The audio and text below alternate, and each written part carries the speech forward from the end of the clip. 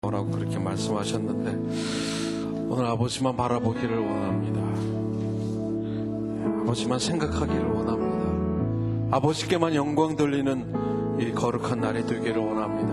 아버지, 오늘 힘든 사람이 있습니까? 치유하여 주시옵소서. 오늘 마음이 힘드니까 아버지 만져주시옵소서. 더 기쁨으로 주님 앞에 나가기를 원합니다. 영으로 임하여 주시옵소서.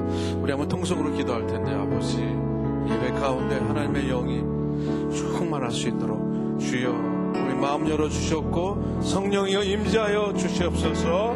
통성으로 기도하시겠습니다. 하나님 아버지, 감사합니다. 아버지, 거룩한 주일날 아침을 아버지 주님께 영광 돌리기를 원합니다. 이 아침에 아버지 우리 모든 것 주님께 올려드리기를 원합니다. 주님만 바라보기를 원합니다. 기쁨의 날이 되기를 원합니다. 아버지, 소망의 날이 되기를 원합니다. 회복의 날이 되기를 원합니다. 아버지, 이 아침에 아버지 우리 예배 가운데 영으로 임재하여 주시옵고 아버지의 동행하심이 있기를 원합니다. 아버지의 만져주심이 있기를 원합니다. 아버지 사랑합니다. 아버지의 영으로 충만하기를 원합니다. 우리 안에 계신 예수 그리스도 성령으로 충만케 되는 역사가 있기를 원합니다. 성령 하나님 이곳에 임재하여 주시옵소서. 우리 예배를 받아주시옵고 온전히 예수 그리스도와 아버지 함께하는 시간 되기를 원합니다. 주님 안에 있는 기쁨을 아버지 누리는 아버지의 시간 되기를 원합니다. 오 주여, 영광 받아주시옵소서. 아버지, 거룩한 날 주님 앞에 주님의 백성들 모였습니다. 하나님만 바라보기를 원합니다. 이곳에 임재하여 주시옵소서. 하나님의 영으로 임재하여 주시옵소서. 우리 그 주 예수님의 이름으로 기도하옵나이다. 아멘. 이제 우리 다 같이 일어나셔서 주님 그 보좌 앞으로 가까이 나가겠습니다.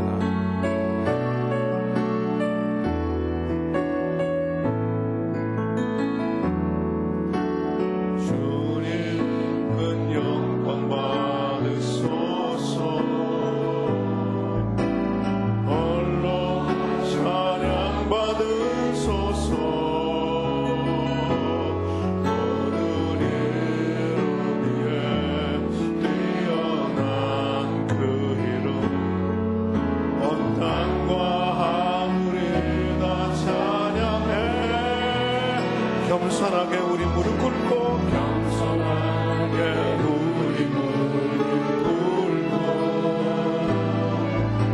주 이름 앞에 영광 돌리세. 모두 절하세. 독생자 예수 주님께 찬양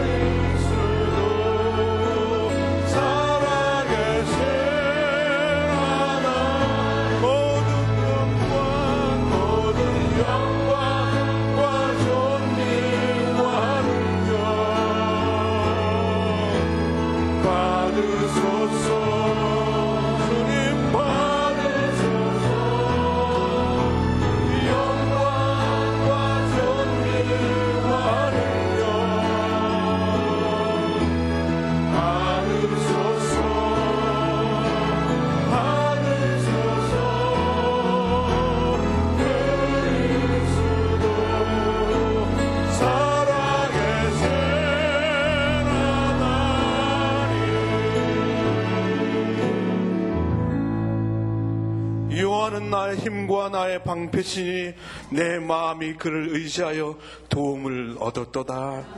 그러므로 내 마음이 크게 기뻐하며 내 노래로 그를 찬송하리로다. 여호와는 우리의 힘이시오 그의 기름 부음 받은 자의 구원의 요새이시로다. 하나님 아버지, 이 아침에도 주님을 바라보기를 원합니다. 아버지, 이 아침에도 이곳에 임재하여 주시사 우리 예배를 받아주시옵고 하늘문을 여시사 놀라운 아버지 은혜의 역사가 아버지 이곳에 임하기를 원하오니 아버지 이곳에 임재하여 주시사 우리 예배를 받아주시옵소서. 우리 구주 예수님의 이름으로 기도하옵나이다. 아멘.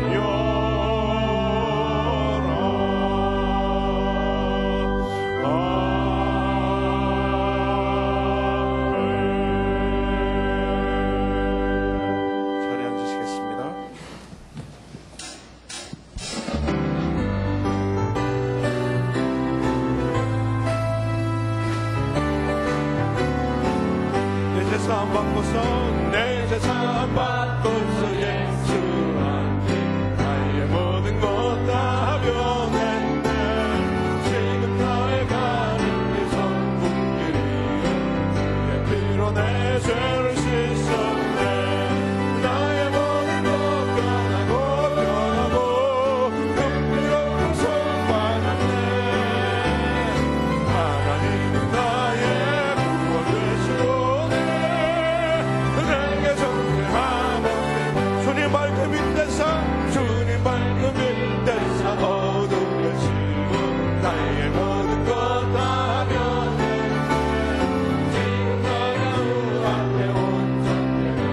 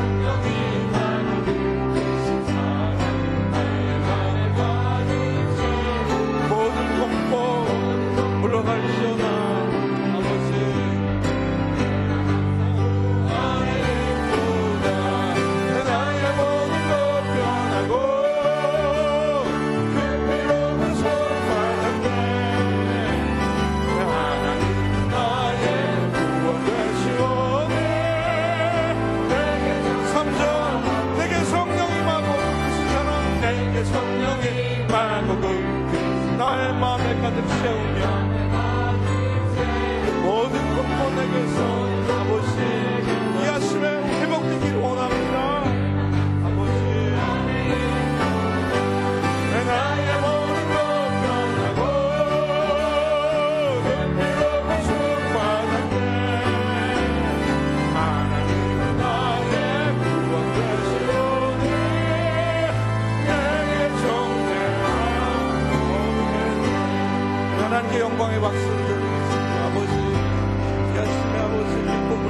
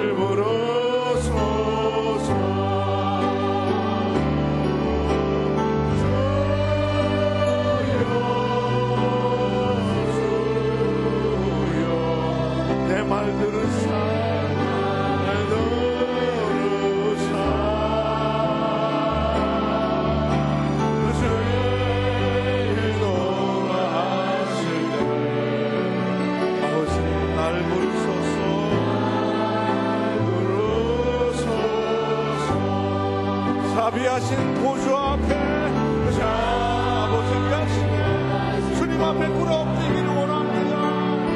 꿇어엎드려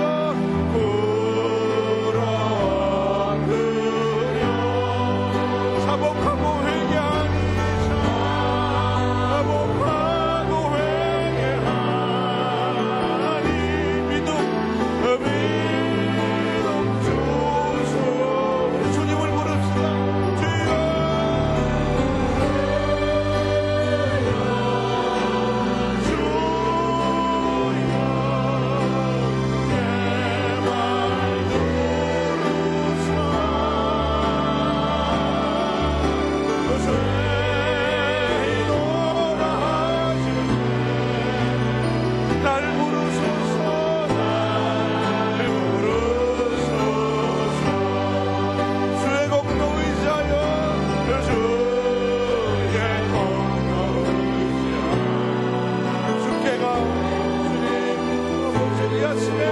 주님께 가까이 나가기를 원합니다. 상한 마음을 고치시고 상한 마음을 고치시고 구원하소서.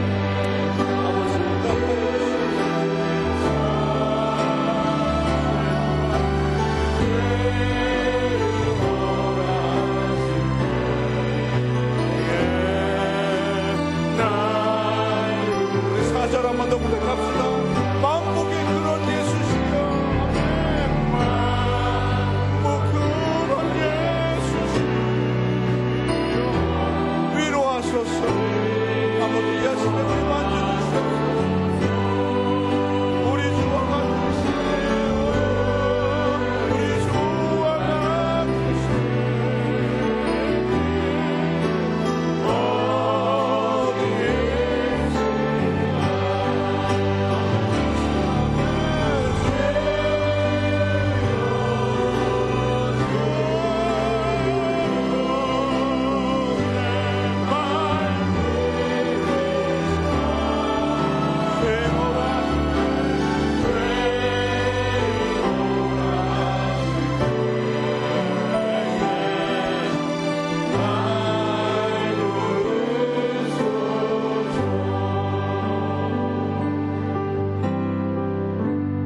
내가 주인 삼은 내가 주인 삼은 모든 것 내려놓고 내 주 대신 주 앞에 나가. 내가 사랑했던 모든 것 아버지 이제 내려놓겠습니다. 주님만 사랑해. 내가 주인 삼은 모든 것 내려놓고 내 주 대신 주 앞에 나가. 내가 사랑했던 모든 것 내려놓고 주님만 사랑해. 주 사랑, 주 사랑, 높으신 풍랑에도 그 깊은 바다처럼 나를 잠잠케 해. 주 사랑, 내 영혼의 반석, 그 사랑, 우리 한번 오른손을 듭시다. 고백합시다. 주님, 그 사랑, 주 사랑, 거친 풍랑에도 깊은 바다처럼 아버지 나를 잠잠케 해. 주 사랑, 내 영혼의 반석, 그 사랑 위에 소리, 그 사랑 위에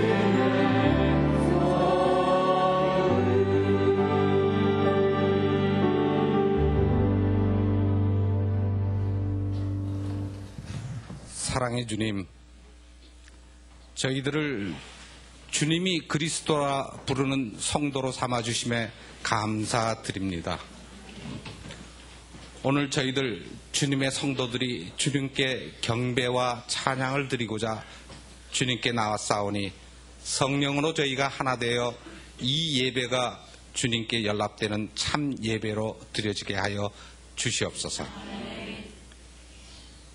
지난 한 주간의 삶 속에서 그리스도 안에서 온전히 자라야 할 저희의 삶의 모습이 상황과 형편에 따라 변하는 저희의 믿음의 연약함을 고백드립니다.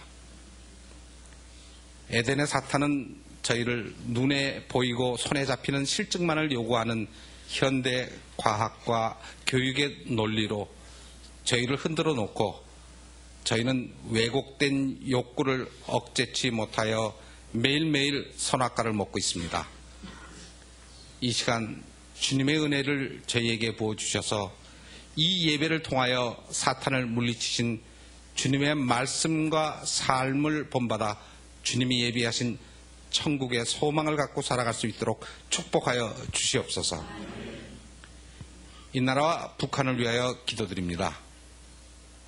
이 나라에 새로운 지도자를 주셨음을 감사드립니다. 매 정권마다 정권의 도덕성 논란이 저희의 마음을 아프게 하였습니다. 새로운 지도자는 경건한 청지기가 되게 하옵소서. 하나님을 두려워하는 마음과 겸손을 가지며 권력의 위탁자가 하나님이고 자신은 그 권력의 대행자임을 잊지 않는 자가 되게 하옵소서. 권력의 목적이 하나님 신앙 안에 모든 국민이 존중받으며 행복한 삶을 영위하는 것을 추구하는 것이 통치의 목표가 되게 하여 주시옵소서.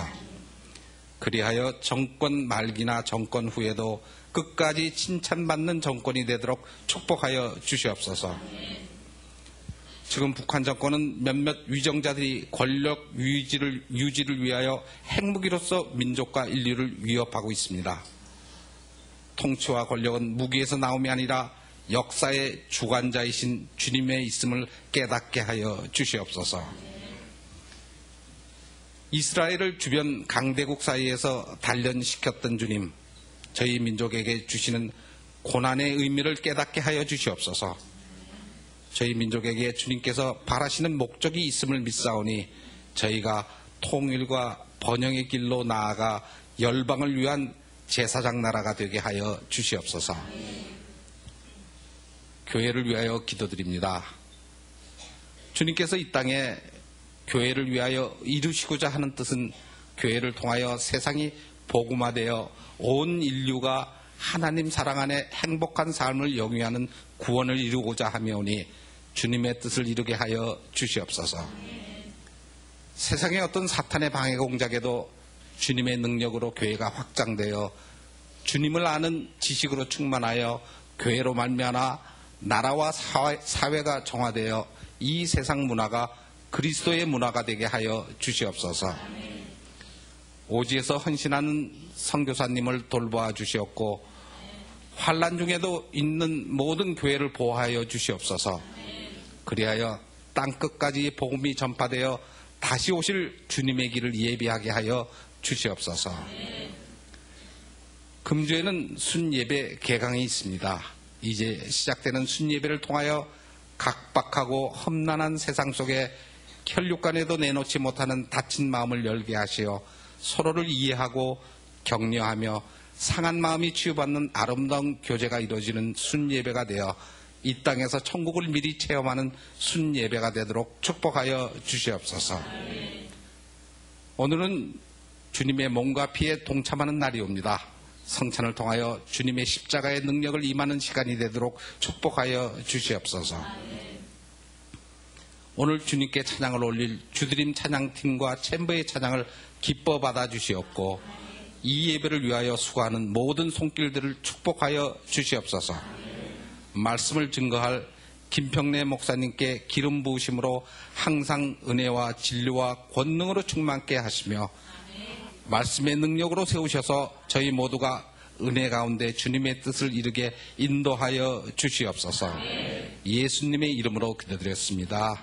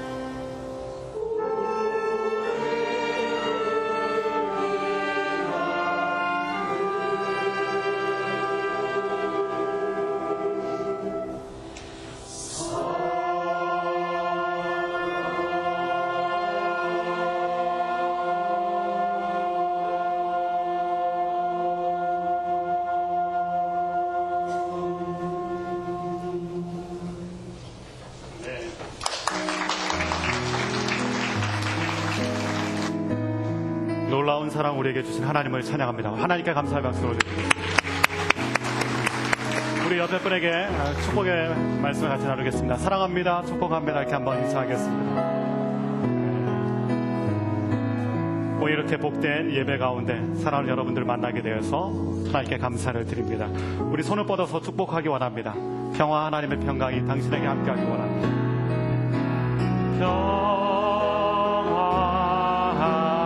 하나님의 평강, 당신의 삶에, 내 삶에 넘쳐나기를.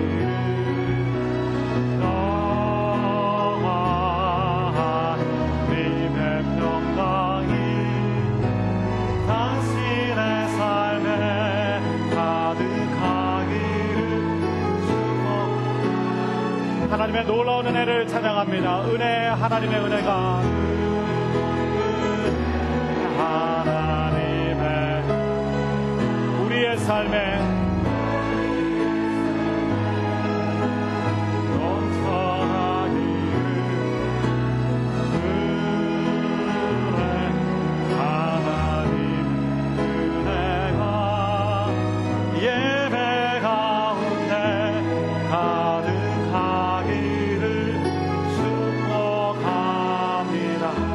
할렐루야, 사랑하고 축복합니다. 네, 먼저 교회에서 전하는 소식을 말씀을 드리겠습니다. 이번 주에 저희 개강 예배가 시작됩니다. 지난 토요일 날 목양 예배를 드렸고요. 이번 주 금요일 날 오후 8시에 7시부터 8시까지는 공동체별 저녁 식사가 있고요. 본당에서 예배가 시작됩니다. 시간 기억하시고요. 함께 오셔서 함께 예배드리는 기쁨이 있으면 좋겠습니다. 뒤에 보시면 교회에서 전하는 많은 소식들이 있습니다. 간절히 꼭 참고해 주시길 부탁을 드립니다. 오늘부터 저희 수원오늘교회에서 새롭게 사역하시는 두 분의 귀한 전도사님이 계십니다. 왕은희 전도사님과 김기태 전도사님, 파트 전도사님으로 저희 수원 식구들과 함께 오늘교회에서 사역하시게 됐는데요. 오늘 인사하러 나오셨습니다. 우리 뜨거운 박수로 환영하도록 하겠습니다.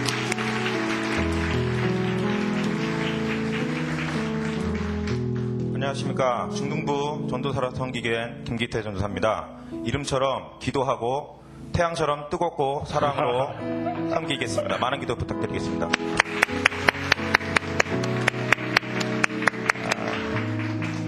안녕하세요. 유치부 섬기게 된 왕은희라고 합니다. 정성껏 섬기겠습니다. 감사합니다. 네, 다시 한번 뜨거운 박수를 보내주시기 바랍니다.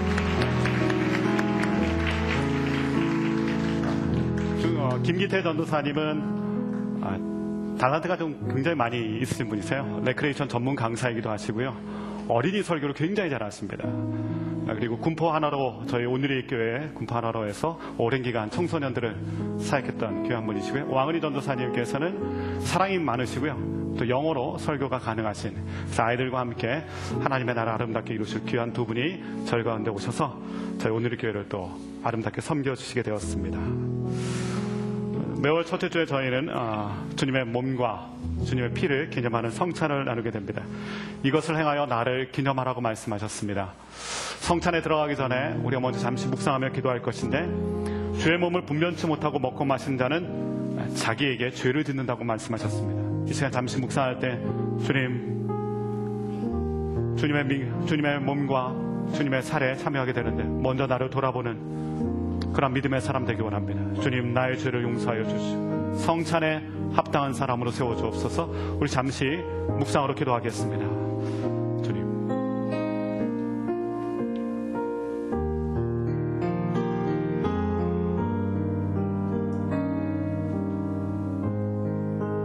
하나님 아버지, 거룩한 성찬에 참여하는 자가 되기 원합니다.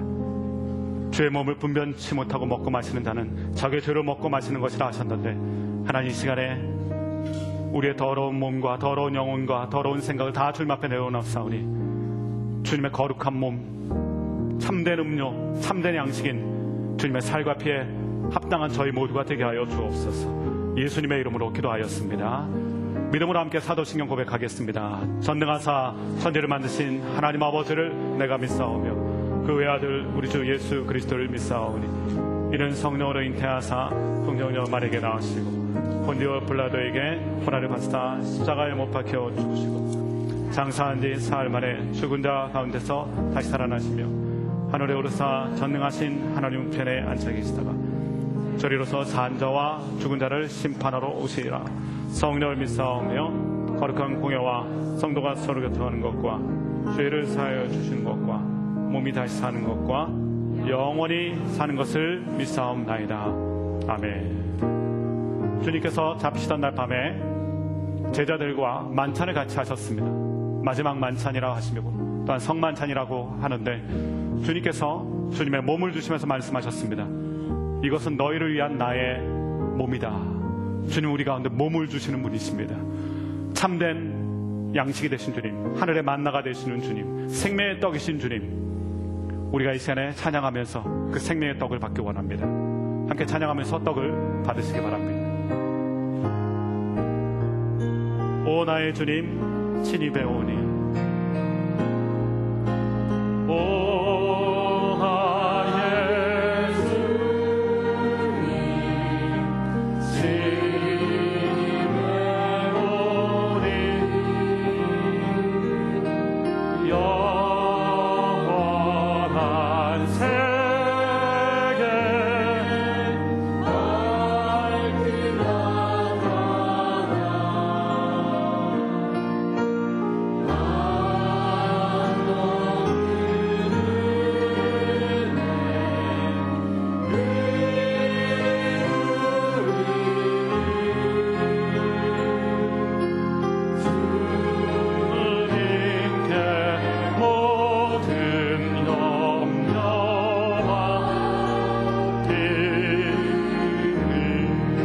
주님의 떡을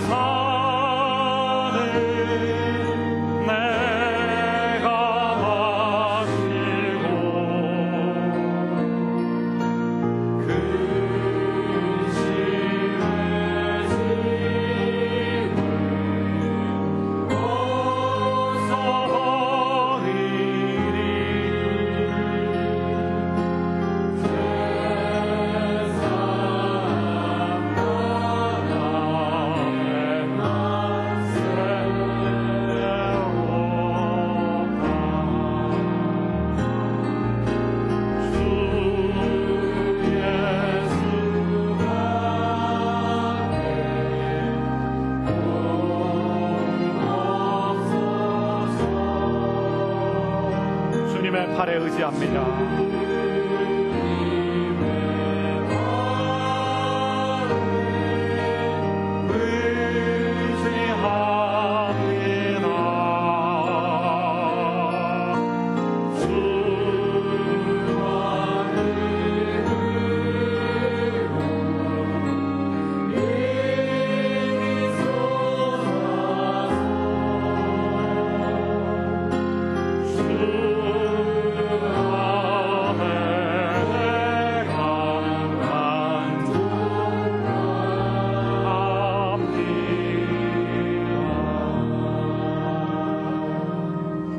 생명의 떡이신 주님, 광야 이스라엘 백성에게 하늘의 만나를 주셔서 그들에게 생명을 주신 주님께서 이것은 너희를 위한 나의 몸이다, 생명의 떡이다 말씀하시오. 하나님 아버지, 이 생명의 떡을 우리가 먹습니다.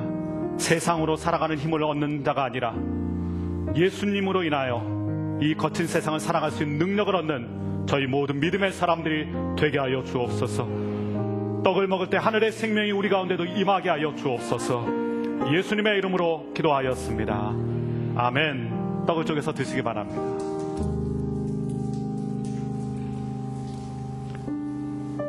주님께서 또한 잔을 살해하시면서 말씀하셨습니다. 이것은 피, 곧 언약의 피라고 말씀하셨습니다. 피에는 생명이 있습니다. 생명 대신 주님의 피, 우리가 찬양을 함께 나누면서 이 피를 받도록 하겠습니다. 보혈을 지나 하나님 품으로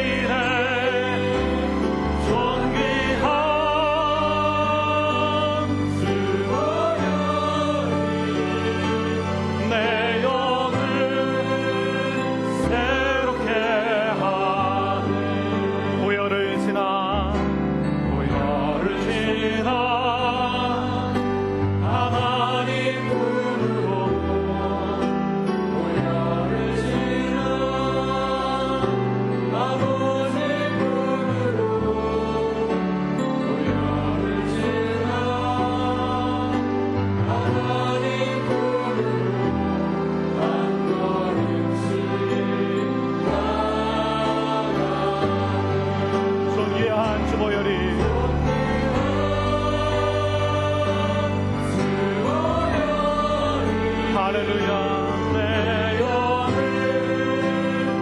새롭게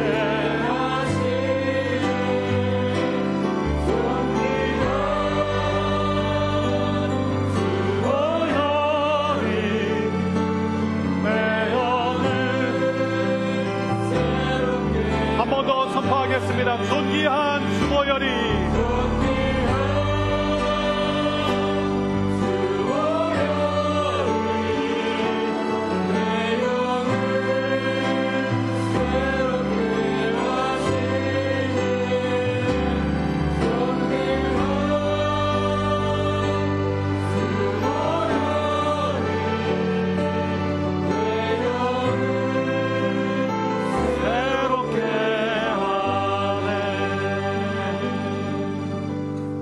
이 피는 곧 언약의 피라고 말씀하셨습니다. 주님, 생명 되신 주님의 피에 동참합니다. 주의 보혈이 흐르는 자리마다 아픔과 상처와 죄의 모든 흔적이 사라지는 놀라운 역사가 있게 하여 주시옵소서. 주의 보혈의 능력을 찬양합니다. 예수님의 어린 양의 보혈의 능력을 찬양합니다. 이것은 너희를 흘리는 바 나의 피라고 말씀하셨습니다. 십자가에서 흘리신, 골고다 언덕에서 흘리신 그 고귀한 보혈 우리에게 주셨사오니 하나님 주님의 피를 기념하오니 우리에게도 동일한 능력으로 임하여 주옵소서. 예수님의 이름으로 기도하였습니다. 아멘. 함께 믿음으로 동참하겠습니다.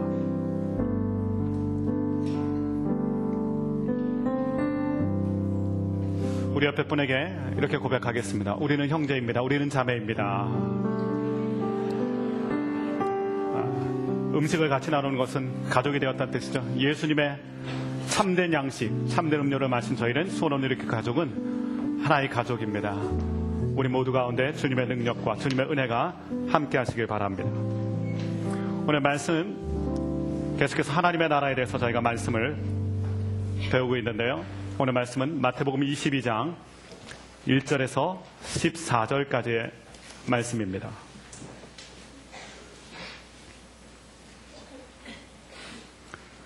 오늘 말씀 마태복음 22장 1절에서 14절 한 절씩 하나님의 말씀 교독해서 읽어보겠습니다. 제가 먼저 받들어 읽겠습니다. 예수께서 다시 비유를 들어 그들에게 말씀하셨습니다. 하늘나라는 자기 아들을 위해 결혼잔치를 베푸는 왕과 같다. 왕은 자기 종들을 보내 결혼잔치에 초대받은 사람들을 불러오게 했다. 그러나 그들은 오지 않겠다고 했다. 다시 다른 종들을 보내면서 말했다. 초대받은 사람들에게 내가 만찬을 준비했다고 전하라. 황소와 살진 송아지를 잡았고 모든 것이 준비됐으니 어서 결혼잔치에 오시라고 하라. 그러나 초대받은 사람들은 들은 척도 하지 않고 제각기 가버렸다. 어떤 사람은 자기 밭으로 가고 어떤 사람은 장사하러 가버렸다.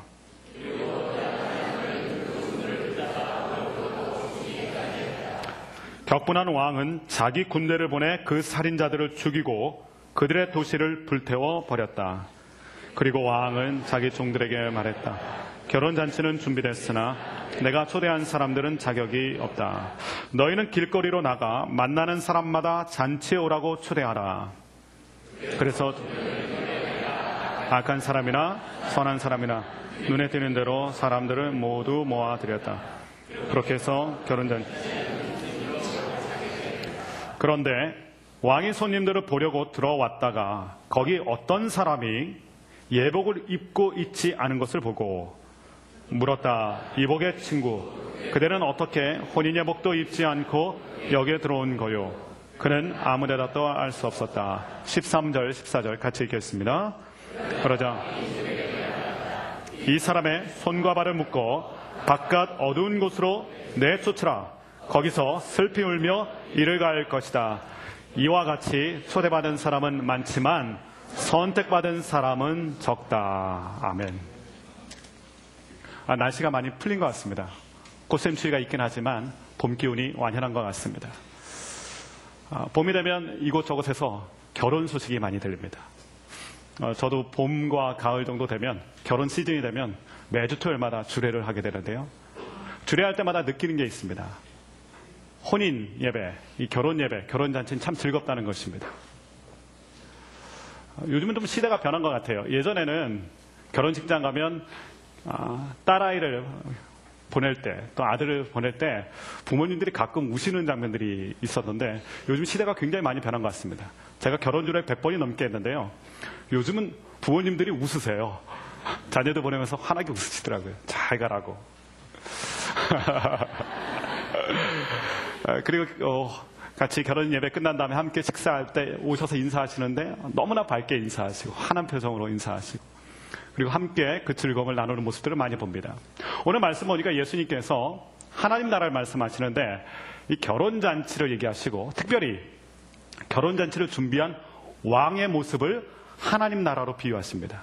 그러니까 오늘 말씀 들을 때 두 가지 초점이 있어요. 잔치에도 초점이 있지만 그 잔치를 배설한 이 왕의 마음, 하나님 아버지의 마음, 그것이 하나님 나라다.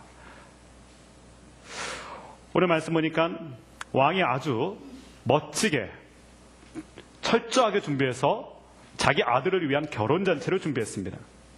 1절, 2절 오늘 말씀이 이렇게 시작되는데요. 같이 한번 읽어보시겠습니다. 1절과 2절입니다. 시작. 예수께서 다시 비유를 들어 그들에게 말씀하셨습니다. 하늘나라는 자기 아들을 위해 결혼잔치를 베푸는 왕과 같다. 잔치입니다. 잔치는 언제나 기분 좋은 자리죠. 산의 진미가 있고 많은 사람들과 함께 어울릴 수도 있고 교제의 장소이기도 하고. 근데 오늘 말씀 보니까 왕이 준비한 결혼잔치예요. 잔치라고 똑같은 잔치가 아닙니다. 왕이 준비한 잔치 정도면 격이 다르겠죠. 품격이 다른, 내용이 다르죠. 하나님 나라가 그렇습니다. 예수님께서 말씀하신 하나님 나라, 그것은 지루하거나 시시한 잔치가 아닙니다. 마치 왕이 최선을 다해서 잔치를 준비한 것처럼 예수님께서도 천국을 그렇게 준비하시고 이 땅에서 누리게 되는 하나님 나라도 우리가 하나님 나라의 진수를 못 봐서 그렇지요.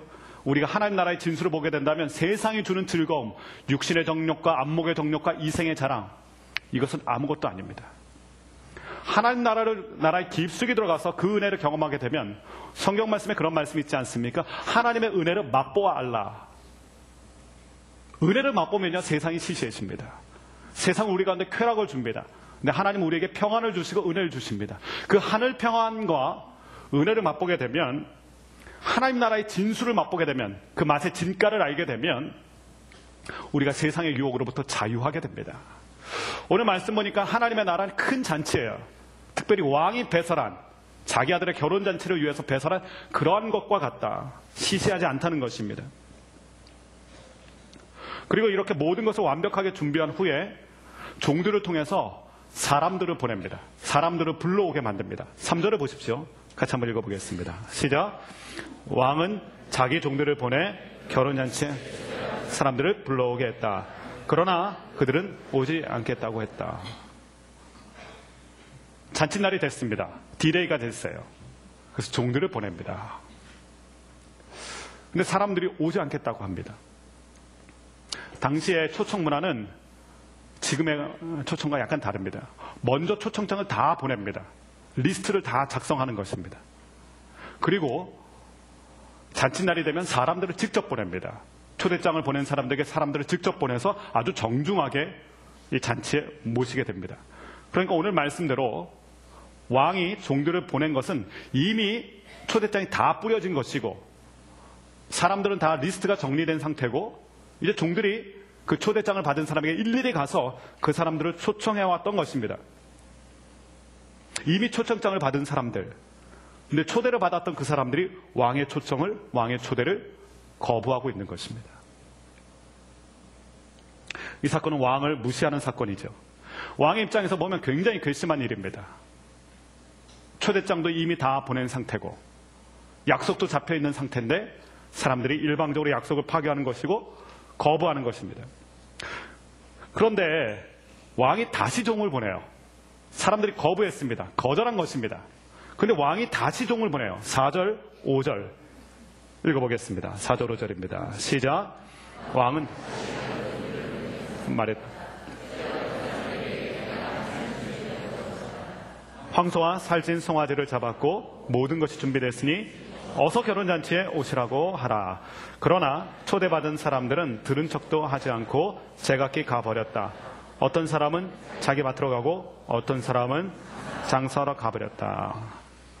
다시 보냈다. 하나님은 어떤 분이신가요?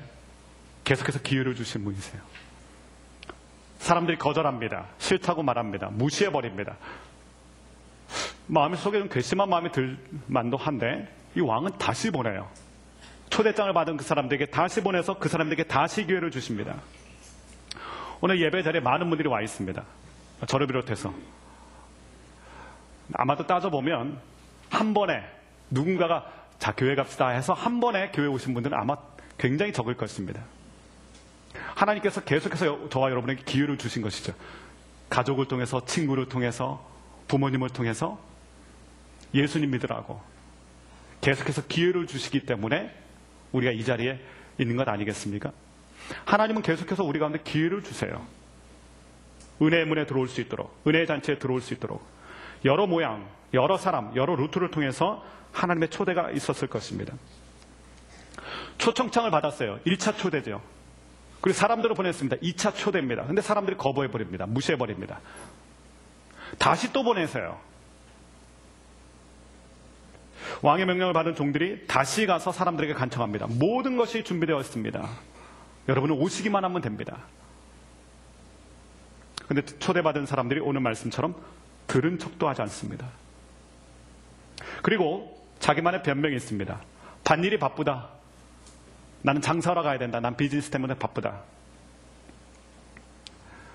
밭일에 바쁘고 또한 비즈니스에 바쁘고 이렇게 저렇게 변명들이 많아집니다.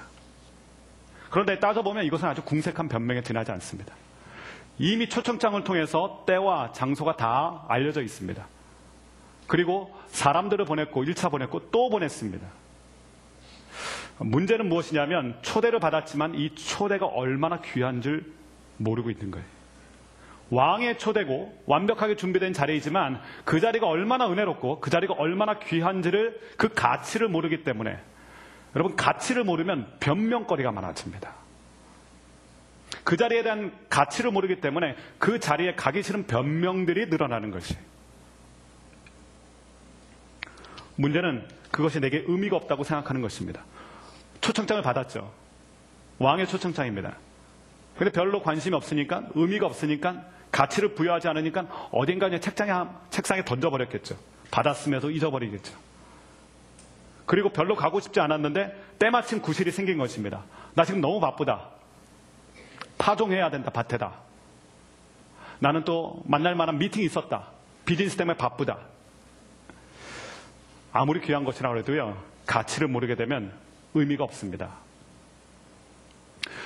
옛날에 저희 초대교회 역사를 보면 선교사님들이 이 땅에 오셨을 때 저희 나라 조선 땅은 전염병 때문에 굉장히 큰 어려움들이 많았어요.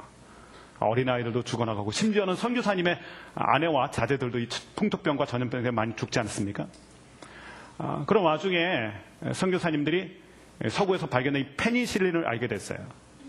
이 페니실린만 있으면 죽어가는 마을, 많은 사람들, 이 마을 전체를 살릴 수 있는, 그래서 정말로 어렵사리 이 페니실린을 구해옵니다. 페니실린을 구해와서 사람들에게 얘기하죠. 죽어가는 사람들이 교회에 와서 이 페니실린 맞으면 살 수 있습니다. 우리가 가져온 이 페니실린 맞으면 당신들 살아날 수 있습니다. 그렇게 막 홍보하고 광고하고 사람들에게 오라고 그러는데 사람들이 생각하는 거예요. 아니 그 귀한 사람을 살릴 수 있는 그 페니실린이 정말로 그런 귀한 것이라면 어떻게 공짜로 우리에게 나눠줄 수 있느냐. 그리고 그래서 거부했어요. 선교사님들이 살릴 수 있는 페니실린 그 귀한 약을 구해왔는데도 어떻게 그 귀한 것, 사람 살릴 수 있는 것을 그것도 가족 단위 남에게 무료로 줄 수 있겠냐. 그러면서 그것을 기회를 거부해버려요. 살 수 있음에도 불구하고 가치를 모르기 때문에 거부하고 그 거부로 말미암아 죽게 되고. 예수님 말씀하셨죠? 돼지에게는 진주가 합당하지 않다. 가치를 모르는 사람에게 은혜가 합당하지 않아요. 왕의 초대장이 귀한 줄 모르는 사람, 그 초대의 가치가 의미가 없는 거예요. 더 기가 막힌 사건이 오늘 성경에는 또 벌어집니다. 6절 말씀 보십시오. 6절 같이 한번 읽어보겠습니다. 시작. 그리고 또 죽이기까지 했다. 이제는 초청하러 온 사람, 그 종들까지 핍박하고 죽여버렸다. 거절하고 핍박하고 죽이고. 전도하다 보면 가끔 심한 모욕도 많이 당하게 됩니다. 너나 잘 믿어라 이런 얘기도 하기도 하고요. 심지어 가족들도 그렇게 핍박을 하기도 하죠. 심각한 곳에서는 테러를 당하기도 합니다. 선교지에서 들려오는 소식들을 보십시오. 요즘 인도가 많이 소식이 들어오는데 인도에서 교회를 핍박하기로 작정한 사람들이 일어나서 교회 200개를 우리가 불태워버리겠다. 이렇게 자기가 작정도 하고 헌신도 하고 그런 얘기들 들려요. 인도네시아는 우리가 듣는 것처럼 교회 테러, 폭탄 테러 하는 경우도 많죠. 오늘 말씀처럼 죽이고 핍박하는 일들이 많이 세상에는 있습니다. 이것에 대해서 이 왕이 어떻게 반응하는지를 보십시오. 왕 7절, 왕의 태도가 나오는데 7절, 8절 같이 한번 읽어보겠습니다. 7절, 8절 시작. 격분한 왕 불태워버렸다. 그리고 왕은 자기 종들에게 말했다. 결혼잔치는 준비됐으나 내가 초대한 사람들은 자격이 없다. 두 가지입니다. 첫 번째는 하나님께서 인내하시지만 왕이 계속해서 왕도 할 만큼 한 거예요. 초대장도 보냈죠. 사람을 보냈죠. 또 거부했는데 또 사람을 보내죠. 계속해서 마음의 문을 두드렸던 것이고 그들을 초청했던 것이에요. 계속해서 인내하시고 받아들이실 것 같았지만 근데 어느 포인트에서는 딱 선을 그으십니다. 하나님의 초대를 거부하고 종까지 잡아 죽이고 핍박한 그 무지한 자들에 대해서 어느 순간에는 딱 닫아버려요. 끝내버립니다. 계속해서 기회가 있는 게 아니에요. 하나님은 오래 참으세요. 오래 참아주십니다. 오랫동안 기회도 주세요. 그러나 어느 순간에는 그 은혜의 문이 닫히는 때가 있습니다. 끝까지 참아주시지는 않으세요.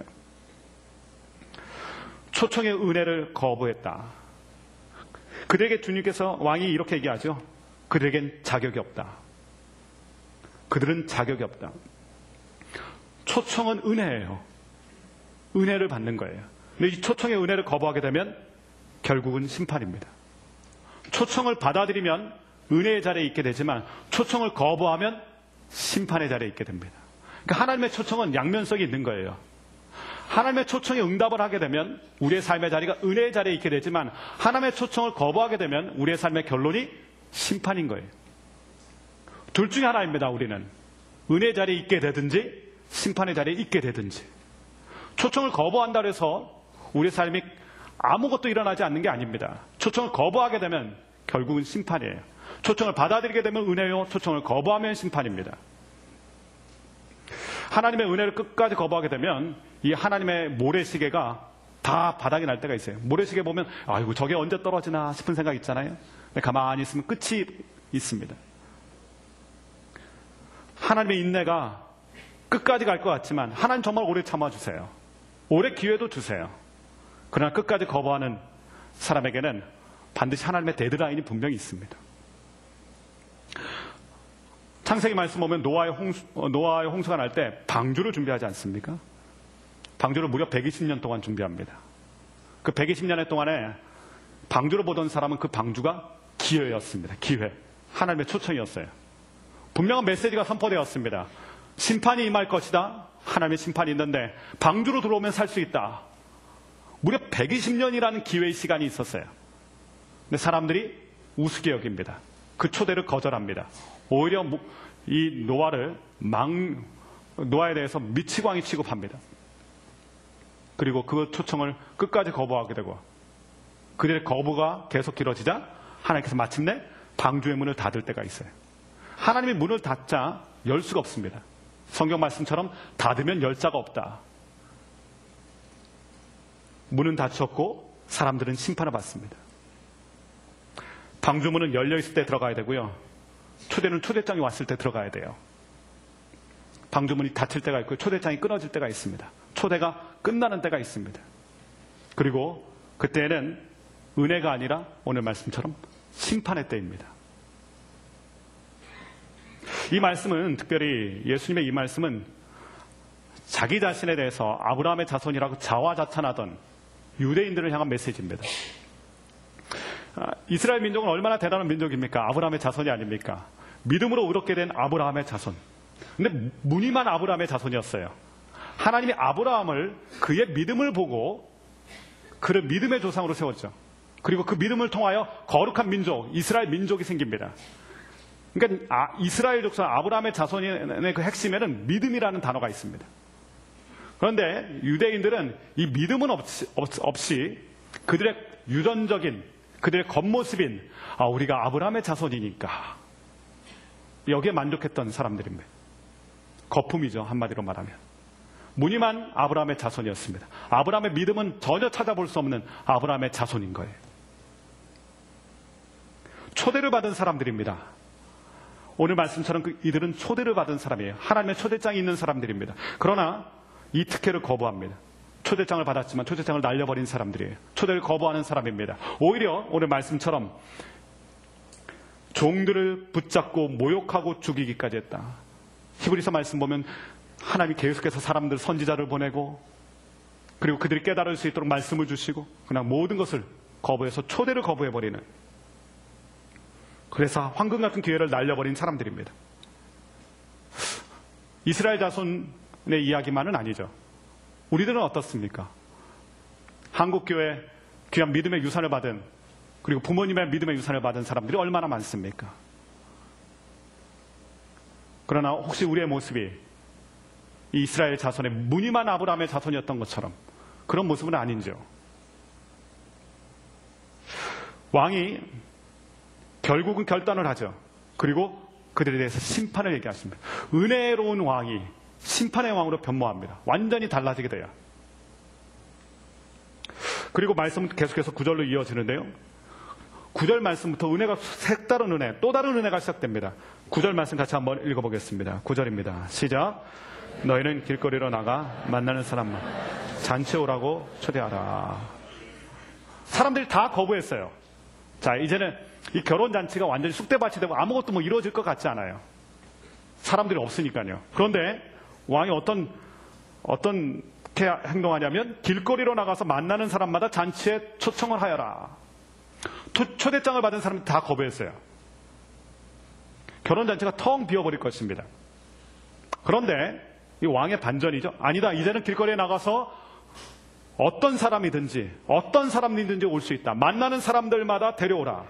이 사람 저 사람 가리지 말고 데리고 오라. 사도 바울은 로마서에서 이것을 이렇게 얘기하죠. 유대인들에게 기회였지만 유대인들이 그 기회를 거부함으로 말미암아 이방인에게 기회가 열렸다. 은혜의 기회가 열렸다. 유대인의 거부로 인해서 하나님 은혜가 끝난 것이 아니라 더 큰 은혜의 장이 펼쳐지는데 유대인의 거부로 말미암아 이방인들에게 생명의 기회가 열렸다. 은혜의 기회가 열렸다. 오늘 말씀인 거예요. 초대장을 거부하자, 초대받은 사람들이 거부하자 그들에겐 자격이 없다 말씀하시고 오히려 누구에게 길을 열어주셨냐면 길거리로 나가서 만나는 사람마다 그 누구라 할지라도 이 은혜의 잔치에 합당하다. 그들을 초대하라. 여러분, 초대받은 사람들이 거절한다고 해서 잔치가 망하거나 잔치가 취소되는 것이 아닙니다. 인간의 거절이 하나님의 역사를 막지 못해요.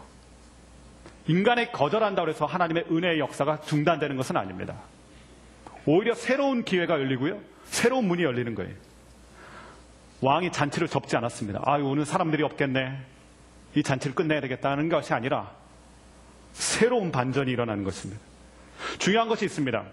하나님이 초대를 하십니다. 근데 그 초대를 거절하게 되면 하나님이 그 거절한 사람을 거절해버리세요. 우리가 하나님을 거절하면 끝나는 것이 아니에요. 하나님은 우리의 인생을 거절하십니다. 자격이 없다 말씀하시잖아요. 하나님의 은혜는 놀라워요. 그런데 하나님의 은혜를 그 싸구려 취급하게 되면, 끝까지 거부하게 되면 이 왕의 은혜의 초대가 내가 아닌 다른 사람에게 넘어가 버립니다. 오늘 말씀 보니까 누구나 초대하라는 이 왕의 명령에 종들이 가서 악한 자도 또한 선한 자도 무조건 초대합니다. 10절 말씀 읽어볼까요? 10절 같이 한번 읽어보겠습니다. 시작. 선한 사람이라 눈에 띄는 대로 사람들을 모두 모아들였다. 그렇게 해서 결혼잔치 자리는 손님으로 가득 차게 됐다. 누구나 오라, 아무나 오라. 주님의 말씀처럼 악한 자도 올 수 있고 선한 자도 올 수 있었습니다. 누구에게나 열린 구원의 은혜의 문. 그래서 많은 사람들로 그 자리가 가득 차게 됐습니다. 악한 자도 초청하고 선한 자도 초청하고. 전도에 보면요, 선한 사람 전도하기가 굉장히 어렵다는 걸 깨닫게 됩니다. 제가 아직도 기억나는 분이 있습니다. 제가 시카고에서 목회할 때 정말 많은 분들에게 존경을 받고 사랑받는 분이 한 분이 계셨어요. 교수님이었는데, 물리학 교수님인데. 제가 그분을 보니까 정말 법 없이 산다는 얘기가 이런 사람을 두고 하는 얘기겠다 싶을 정도로 정말 완벽한 사람이에요. 많은 분들이 존경하고 자녀들이 두 딸인데 두 딸이 아버지를 얼마나 좋아하는지 몰라요. 아내 되신 분은 교회 나오시는데 믿음 생활 하시는데 아내도 지극정성으로 보시고 저분이 예수 안 믿는 게 제가 이해가 안 될 정도였어요. 너무 완벽한 분이세요. 그래서 제가 그분을 전도하기로 마음을 먹고 그분과 함께 시간을 내서 정기적으로 식사를 했습니다. 그리고 그분이 산책을 좋아하기 때문에 저도 산책을 그분과 같이 하고요. 그러면서 예수님에 대해서 얘기하고 교회에 대해서 얘기하고. 근데 그분이 계속 저의 전도를 받다가 나중에 그런 얘기를 하시더라고요 저한테. 목사님, 저는 착하게 살기에도 바쁜 인생입니다. 그런 얘기를 하시더라고요. 착하게 살기에도 바쁜 인생. 착하게 살기 위해서 엄청난 노력을 하시는 거예요. 근데 착하게 살기에도 인생이 바쁘다는 거예요. 마음이 철문으로 꽉 닫힌 것 같아요. 들어가지가 않더라고요. 그리고 착하게 사는 것으로 자기의 인생을 만족하시더라고요. 그런데요, 여러분, 이 한강 정도는 우리가 수영해서 건널 수 있지 않습니까? 조그만 강 같은 경우는. 태평양은 수영해서 건널 수 있는 강이 아니에요. 착하게 산다고 해서 하나님의 은혜에 합당한 게 아니에요. 모든 사람이 죄인이라고 하나님 말씀하시잖아요. 죄인의 모습으로는 천국에 합당한 사람이 없어요. 착하게 살 수는 있을 거예요. 근데 그 착함으로 하나님 나라에 합당한 것은 아닙니다. 반면에 악한 사람도 있죠. 근데 악한 사람을 볼 때 우리 이런 생각들 해요. 야, 저 악한 사람을 어떻게 예수님 믿겠는가, 저 사람이. 근데 성경은 반전의 역사를 보여줘요. 예수님 바로 우편에 달렸던 그 악한 사람이 주님 나라에 임할 때 나를 기억해 주십시오. 완전 순한 어린 양처럼 주님 앞에서 변하지 않습니까? 그리고 주님께서 얘기하시잖아요. 오늘 내가 나와 함께 낙원에 있을 것이다. 분명히 악한 자가 틀림이 없는데 그 십자가에서 변화되어서 하나님 나라에 합당한 사람으로 변화되지 않습니까? 그러니까 우리의 눈에 보기에는 악한 사람이 있고 우리의 눈에 보기에는 선한 사람이 있어요. 근데 왕의 명령은 무엇입니까? 악한 사람, 선한 사람 따지지 말고 모두에게 은혜의 문이 열렸다는 것을 기억하게 하라. 하나님의 은혜의 잔치는요, 사람은 평등해요. 동일해요. 그 은혜는 균등해요. 모두 다 누구나 올 수 있는 것이에요. 그 찬송가 405장 우리가 잘 부르는 나 같은 죄인 살리신, 그것을 쓴 사람이 존 뉴튼 목사인데, 그가 젊은 시절에는 악독한 노예상이 아니었습니까? 근데 그가 예수님을 알게 되고 그의 삶이 변화되고, 그가 80세에 임종을 앞두고 많은 사람 앞에서 그런 고백을 했다고 그래요. 내가 이제 천국에 가게 된다. 이 땅의 삶을 마치고 천국에 가게 된다. 내가 천국에 들어가면 많은 사람들이 놀라게 될 것이다. 자, 보아라. 그 악독한, 악랄한 노예 상인이었던 그 존 뉴턴이 이 하나님의 은혜 자리에 오게 되었다. 많은 사람들이 나를 보고 놀라게 될 것이다. 이 악한 사람도 올 수 있는 것이 하나님의 은혜 자리예요. 선한 사람도 올 수 있고 악한 사람도 올 수 있고 누구나 올 수 있는 자리. 그래서 종들에게 이렇게 얘기하죠. 만나는 사람이면 누구나. 근데 우리는 자꾸 가려요. 우리는 자꾸 가려요. 근데 하나님은 누구에게라도 기회를 주시는 은혜의 하나님이세요. 오늘 말씀 보니까 이 종들이 이 왕의 명령에 순종해서 길거리로 나가서 많은 사람에게 전도합니다. 근데 이 비유의 말씀을 동일하게 말씀하시는 누가복음 14장 23절 말씀 보면 이 종들의 헌신에 대해서 조금 더 말씀을 깊이 하고 있습니다. 깊이 이야기하고 있습니다. 14장 23절, 누가복음 14장 23절 같이 한번 읽어보겠습니다. 시작. 그러자 종에게 말했습니다. 큰 길과 사람들을 데려다가 내 집을 채워라. 이게 분명히 얘기합니다. 큰 길로 가고 산 울타리로 가서 사람들을 데려다가 내 집을 채워라. 이게 명령이에요. 큰 길은 마을과 마을의 경계선입니다. 종들이 맨 처음에는 자기 마을만 했겠죠. 자기 주변의 사람들에게만 나가서 얘기했겠죠. 아, 지금 왕이 잔치를 벌여놨으니까 빨리 오십시오. 근데 왕이 얘기하는 거예요. 아니다. 저 멀리까지 나가야 된다. 산 울타리까지 가야 된다. 한계를 넘어서 여러 군데로 너희가 수고를 더해서 많은 사람, 될 수 있는 한 많은 사람을 만나서 이 복음을 전해야 된다. 이 뜻입니다. 예수님의 제자들도 이렇게 생각했죠. 우리가 예루살렘에서, 온 유대에서 그렇더니 주님께서는 아니다. 사마리아도 가야 되고 또한 심지어는 땅끝까지 이르러 내 증인이 되어야 한다. 사람들에게 하나님의 초청을 알리기 위해서 오늘 말씀에 나온 종처럼 왕은 최선을 다할 것을 요구하십니다. 한계를 뛰어넘어서 내가 할 수 없는 곳까지 가서 복음을 전해라. 저는 러브소나타가 오늘의 교회의 복이라고 생각합니다. 이 러브소나타의 배경이 있어요. 저희가 일본 땅에서 이 러브소나타 복음을 전하는데 2007년에 이 러브소나타가 시작됐습니다. 근데 2007년은 한국교회에서 굉장히 중요한 한 해였습니다. 1907년에 평양에 대붕운동이 일어났고 이 대붕운동을 100년 만에 다시 폭발적으로 한국이 부흥해야 된다. 그래서 많은 교회들이 어게인 1907을 외치면서 많이들 기도했어요. 다시 한번 부흥을 주십시오. 이 땅이 부흥되게 하십시오. 그때 저희 오늘의 교회도 40일 특세를 하고 비전을 선포했는데 하나님께서 고 하용대 목사님에게 비전을 색다른 비전을 주셨어요. 일본 땅의 부흥을 위해서 기도해라. 일본 땅에 잃어버린 영혼을 위해서 너희가 가라. 다른 모든 교회들 한국 땅의 부흥 평양에서 있었으니까 오늘 이 땅에서 일어나게 해주십시오 막 기도했는데 저희 교회와 목사님에게는 다르게 얘기하셨어요. 일본 땅의 부흥을 위해서 너희가 헌신해라. 그래서 일본 땅에 가서 러브소나타가 진행된 겁니다. 우리가 잘 알다시피 한일 간의 감정골이 굉장히 깊지 않습니까? 제가 러브소나타 담당인데 일본에 있는 목사님들, 일본 성도님들 만나보면요 눈물을 흘리면서 얘기하세요. 어떻게 한국이 이 땅에 와서 그런 수고를 할 수 있냐는 거예요. 한국 교회가, 한국 사람들이 어떻게 보면 우리와 적대 관계에 있는 사람들인데 어떻게 그 놀라운 수고를 해서 이 땅에 와서 복음을 전할 수가 있느냐. 그래서 그분들이 복음 때문에 변화도 받지만 저희들의 섬김의 태도를 보면서 은혜를 받고 그리고 하나님께 돌아오는 일들이 많아요. 저는 그것을 굉장히 많이 보고 또한 듣습니다. 오늘 왕이 종들에게 얘기하죠. 나가서 큰 길까지 가고 산울타리를 넘어서 너희가 할 수 있는 최대치까지, 이 종들이 할 수 있는 최대치예요. 너희가 부지런히 일해서 부지런히 복음을 전하고 부지런히 사람을 만나서 이 은혜의 자리에 사람들을 초청해라. 저는 이 말씀을 준비하면서 이 종들에 대해서 큰 감동을 받았습니다. 이 종들. 자, 종들을 처음부터 다시 한번 살펴보세요. 종들 처음에 초대장을 갖다 준 사람들입니다. 그리고 두 번째 가서 사람들에게 전했는데 거부당했어요. 무시당했어요. 세 번째도 무시당합니다. 네 번째는 오히려 맞기까지 합니다. 동료들 중에 죽은 사람도 있어요. 겁이 나는 일이고 하기 싫은 일이고 지쳐있을 사람들이에요. 그런데 오늘 말씀을 가만히 보세요. 왕이 종들에게 계속 얘기할 때 종들이 변명을 드러내지 않습니다. 오히려 더 깊은 헌신을 합니다. 시간이 지날수록 종들의 헌신은 더 깊어집니다. 매맞기도 하고 무시당하기도 하지만 그 왕의 명령에 목숨을 거는 사람들, 교회가 그런 곳입니다. 하나님의 사람은 그러한 사람들입니다. 물론 어렵고 힘든 일입니다. 사람들의 거부가 있습니다. 우리가 복음을 전할 때 사람들이 넙죽넙죽 잘 받아들인다는 것은 너무 낭만적인 생각입니다.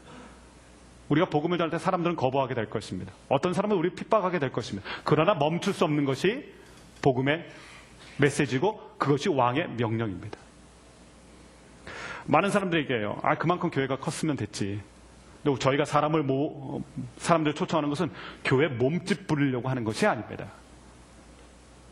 하나님의 마음을 알기 때문에 하는 것입니다. 하나님의 마음, 왕의 마음은 많은 사람들이 와서 이 준비한 이 성대한 이 은혜의 자리에 함께 누리게 하는 것이 왕의 마음이에요.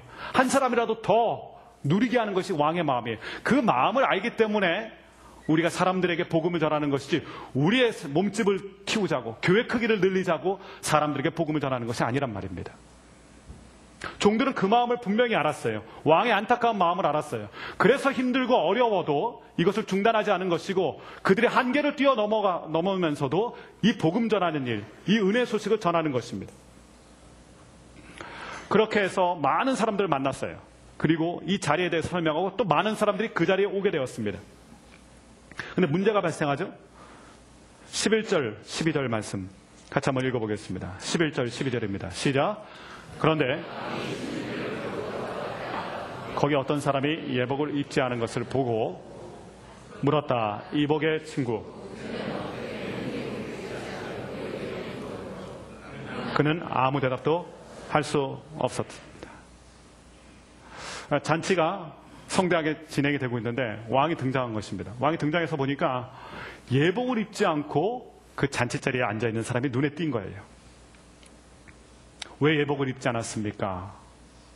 유구무원이에요. 할 말이 없어요. 이 상황은 어떤 상황이냐면요. 원래는 왕이나 권세가들이 초청할 때는 초청장과 함께 예복도 같이 보냅니다. 그 자리에 합당한 예복이 있는 거예요. 그래서 그 예복을 입고 왕의 잔치에 들어오게 되어 있습니다. 그런데 예복을 잊어먹고 못 가져온 분도 있고 갑자기 초청된 분도 있을 테니까 잔치 자리에는 언제나 예복이 준비되어 있습니다. 그러니까 잔치상에 들어가기 전에 이 예복으로 갈아입고 그 자리에 와 있어야 돼요. 그 자리에서 음식을 같이 즐겨야 됩니다. 그게 룰입니다. 법칙이에요. 그걸 알면서도 불구하고 오늘 말씀 보니까 이 사람이 예복을 입지 않은 거예요. 예복을 안 준 것은 아닙니다. 예복을 입어야 된다는 것도 압니다.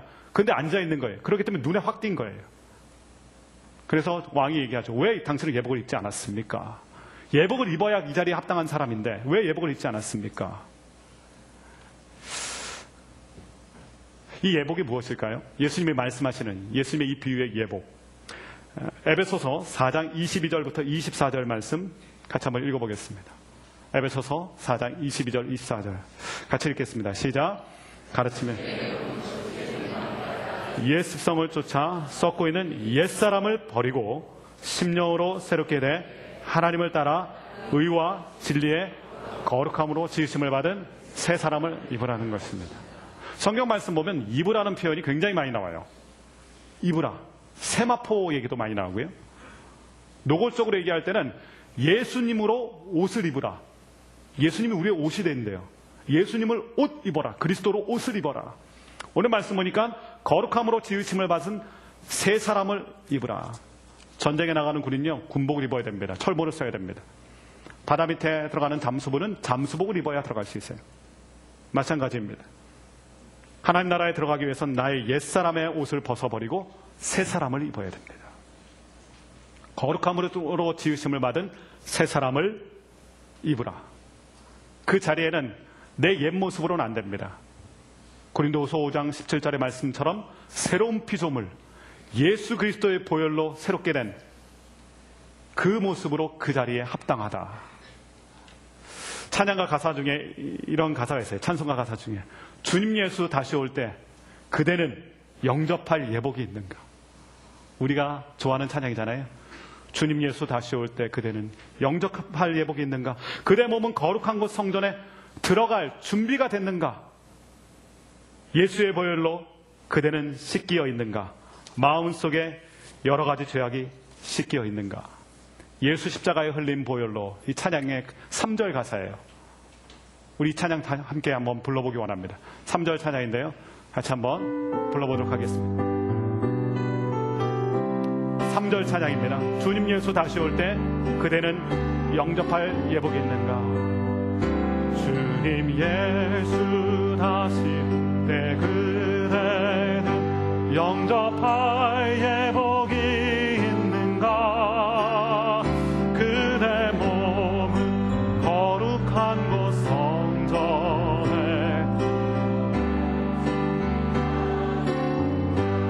예수의 보혈로 그대는 씻기어 있는가.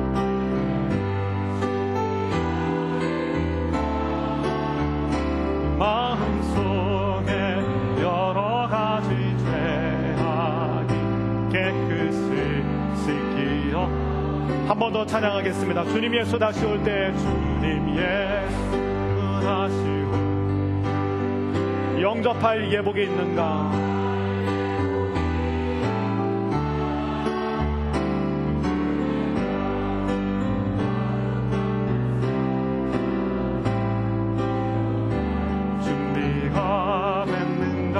예수의 보혈로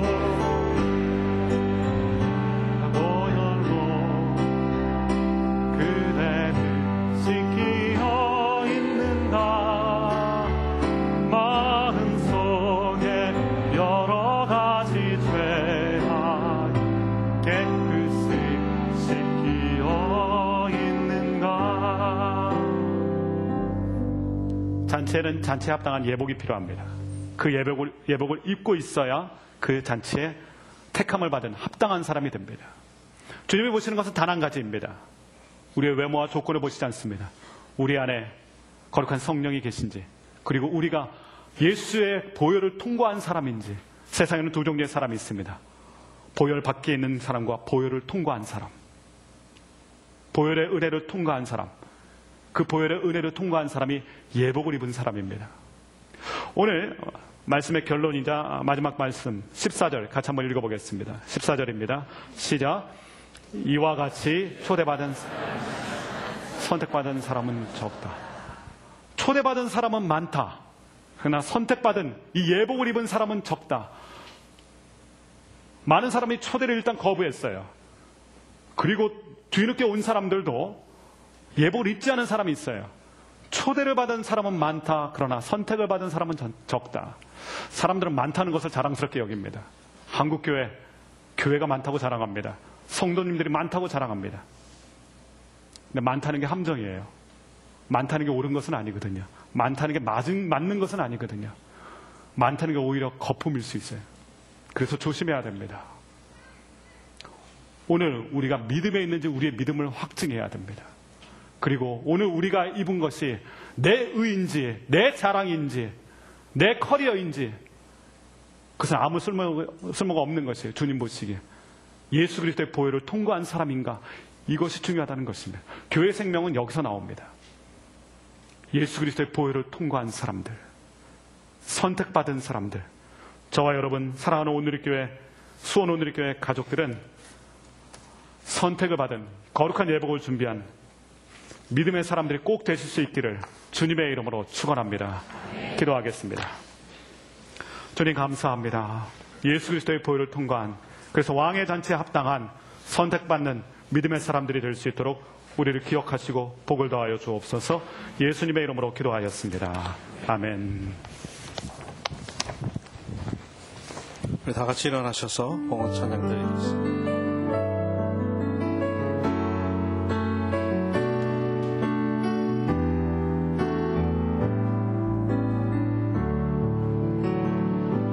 주님 내가 여기 있사오니 나를 보내소서. 나의 맘 나의 몸 주께 드리오니 주 받으옵소서.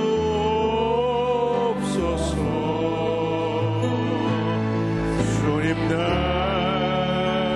여기 있사오니 나를 써주소서.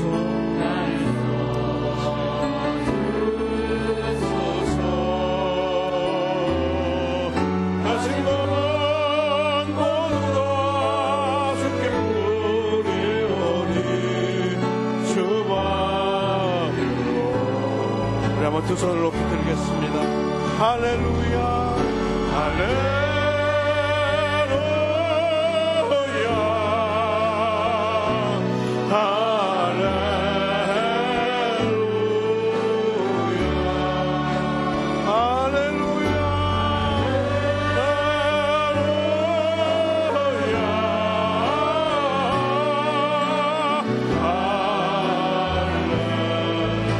나를 받으옵소서. 나를 받으옵소서.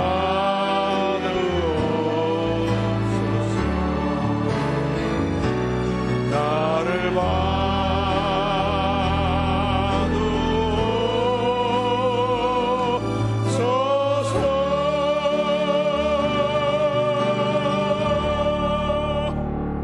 아버지, 오늘 귀한 아버지의 말씀을 허락하여 주시니 감사합니다.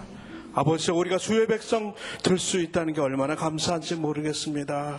아버지 겉모습만 아버지 그런 주의 백성이 아니라 이제 아버지 우리 속사람이 변화되는 역사가 있기를 원합니다. 날마다 새롭게 되는 역사가 우리 가운데 있기를 원합니다. 이 기쁨을, 이 소망을, 이 평강을 많은 사람들에게 전하는 아버지 그 전도의 사명도 잘 감당할 수 있는 우리가 되기를 원합니다. 아버지 도와주시옵소서. 그래서 주님 날아가는 그날까지 주님을 전하며 아버지 예수 모르는 사람, 아버지 악한 사람이나 선한 사람 누구든지 아버지 주님의 복음을 전하며 주님의 사랑받는 아버지 제자로 변화돼서 더욱더 주님을 영화롭게 하는 인생들이 다 될 수 있도록 주님 역사하여 주시옵소서. 오늘도 아버지 주님의 은혜가 너무 감사해서 아버지 우리의 마음을 드립니다. 헌금을 드립니다. 이곳이 있는 곳에 놀라운 하나님의 나라가 선포되게 하시고 회복의 역사가 있게 하시고 아버지 육신의 치유가 있게 하시고 우리 심령의 놀라운 아버지 변화의 역사가 있을 줄 믿사오니 아버지 사용하여 주시옵소서. 예수님의 이름으로 기도하며 이제는 우리 주 예수 그리스도의 그 놀라운 은혜와 하나님 아버지의 말로 다 표현할 수 없이 엄청나게 크신 사랑과 성령님의 교통하시고 보호하시고 함께하심의 역사가 오늘도 이 거룩한 날 예수님의 성전에 와서 아버지 찬양 드리며 기도 드리며 말씀을 드리며 말씀을 나누며 이제 예수만이 영원하며 주님 안에 소망이 있고 기쁨이 있어서 아버지 이 기쁜 소식을 전하며 살아가기를 결단하고 돌아가는 우리 하나님의 귀한 백성들과 이 민족과 이 땅의 모든 교회와 또 우리 사랑하는 선교사님들과 저 북한 땅 가운데 우리 삶 가운데 우리 자녀들 가운데 이제로부터 영원토록 함께 계시기를 간절히 축원하옵나이다. 아멘.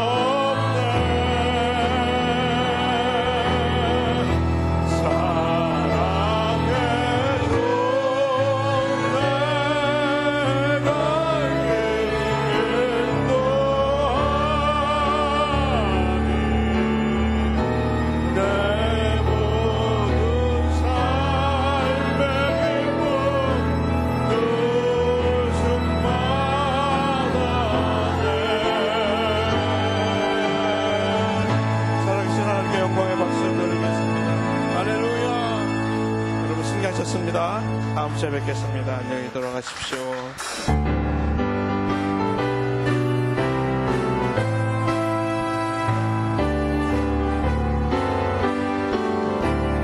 내 조사 받고서 예수를 안